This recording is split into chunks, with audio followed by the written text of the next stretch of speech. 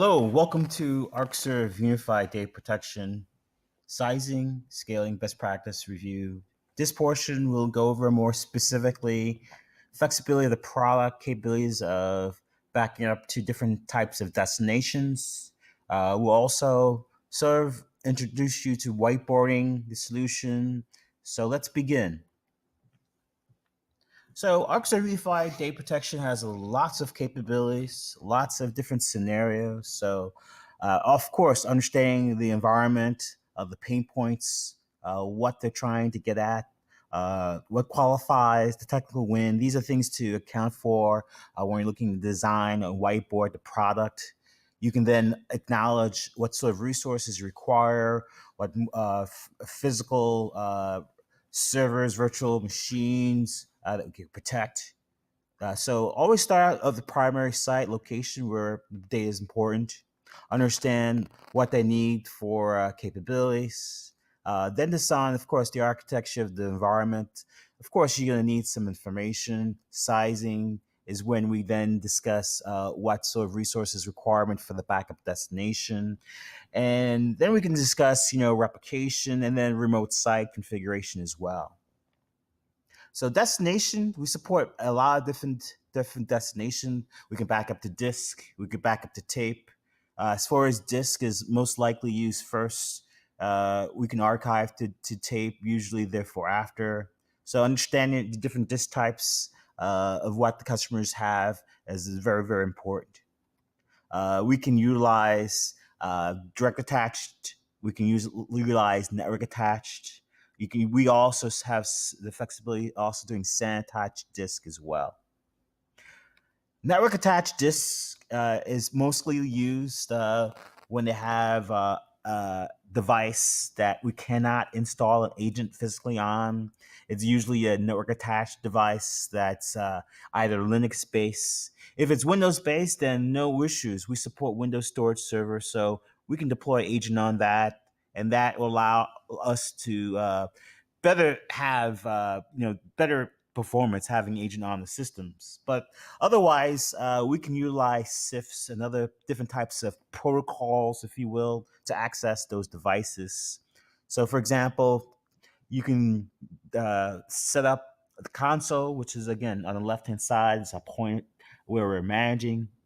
We can then understand the customer's environments of what they're protecting. So, understanding the primary site first, as we talked about earlier. You then should draw, what they have, physical servers. If they have virtual machines, how many hosts, and describe, if it's VMware, Hyper-V, et cetera, et cetera.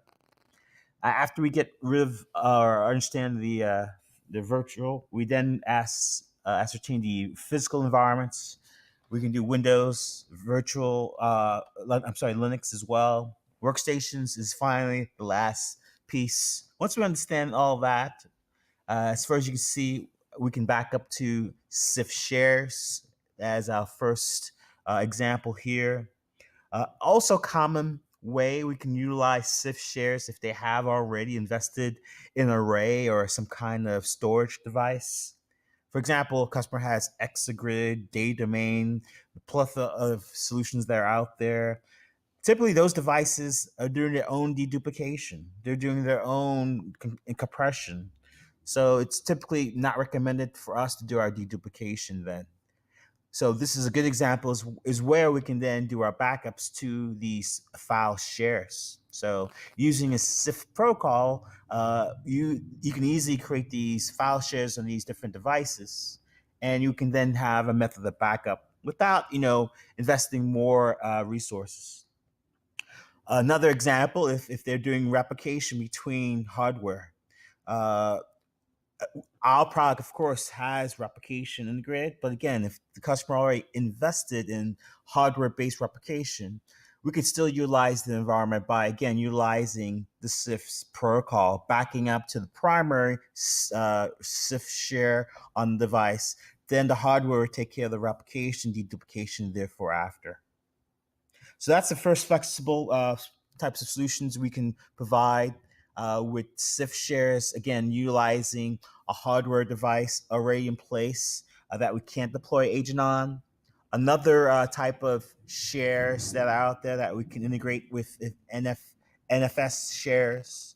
So really, it's based on the protocols that the customer has enabled. So with CIFS, you can see outbound port that we need is going to be 445, and of course with NFS with that protocol 2049. So again, these devices again are enabled for us to basically dump uh, the information on these devices, and hopefully these devices have enough resources to then take on the deduplication, take on the compression, take on the replication. More times not, we would highly recommend that we install RPS. So as we talked about in my discussion, the RPS is a backup resource that we can easily add into the interface. This is a Windows server that now basically becomes an appliance. It does our change tracking, it does our inline protection. So adding the RPS is definitely recommended. Whether or not you do dedupe or not, that's totally up to you. But I recommend having an RPS in the environment that you're looking to protect locally. You can then add a data store within the appliance, if you will. Then the RPS will then allow you to enable or disable encryption and compression. So if you are using a hardware appliance, I would still utilize the RPS, and then we can add our SIF shares here. So the RPS is the middleman helping you to offload. We're not just dumping it to your already established share. That is a choice, but I highly recommend adding additional resources like the RPS, especially when you have a lot of backup, small amount of RPO.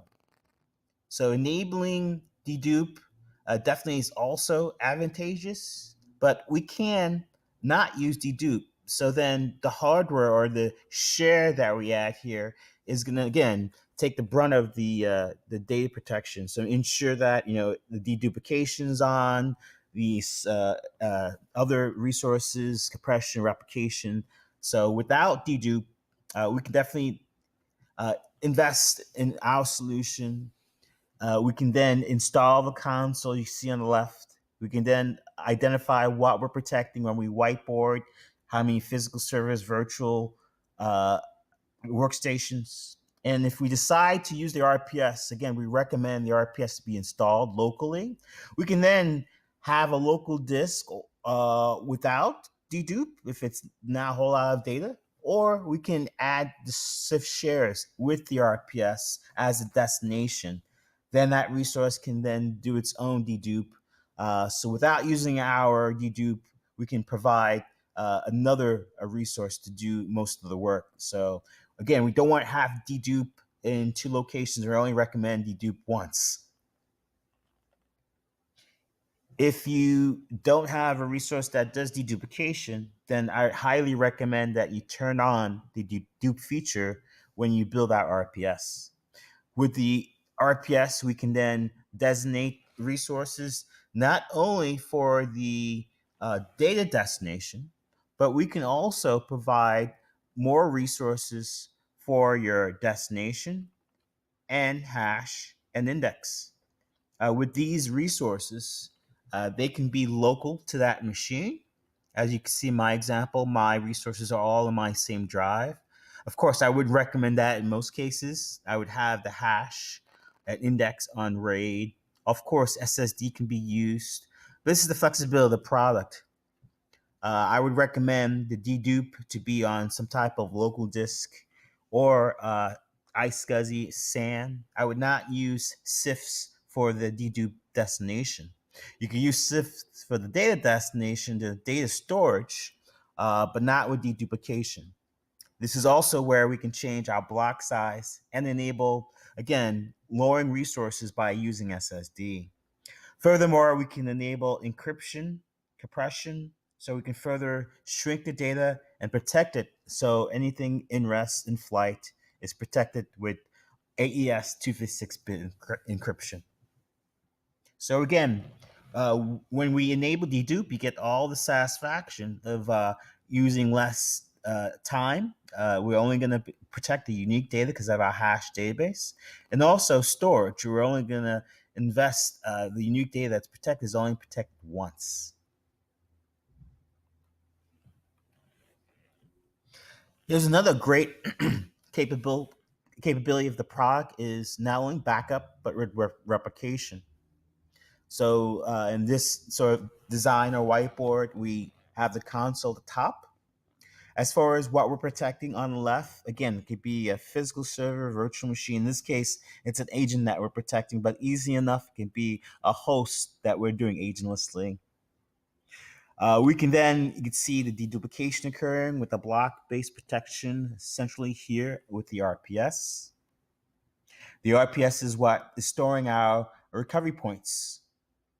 This is typically local to where the data that we're protecting. Finally, in this example, we're using another RPS for replication. This could be done at the remote site.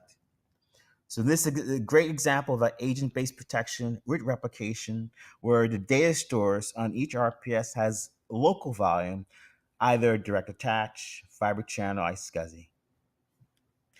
You also will notice ports that are open. So if you don't have open ports or firewalls, make sure that these ports are open and identified.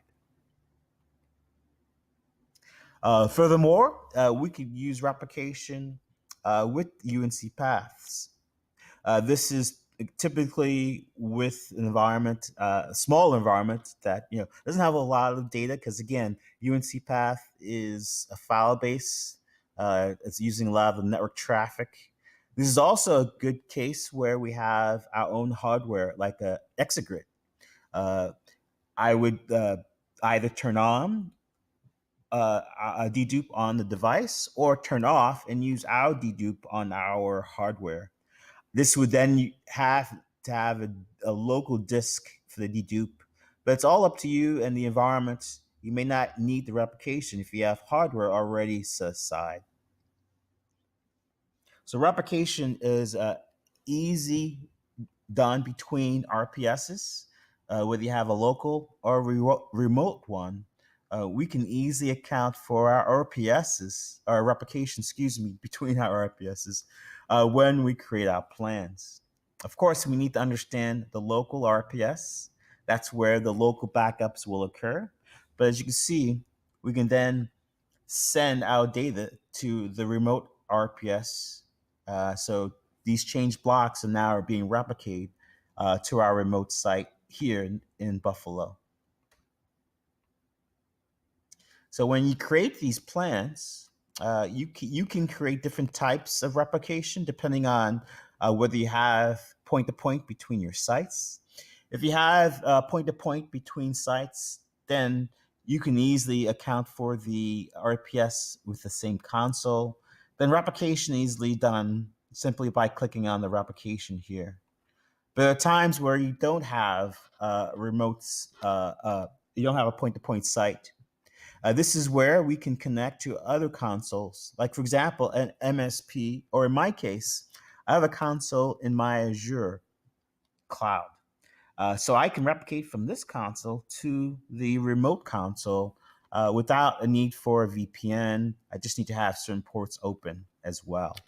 So keep that in mind. Whether you have a point-to-point location environment, we can easily do replication. But in those environments that are isolated, we can still account for replication. As you see in this example, which is my MSP example, console one on the left is the customer site. In that console, I'm managing the components, whether it's agent or agentless, to that central RPS. I can then replicate to another managed environment quite easily. In this second console on the right, I have my own environment.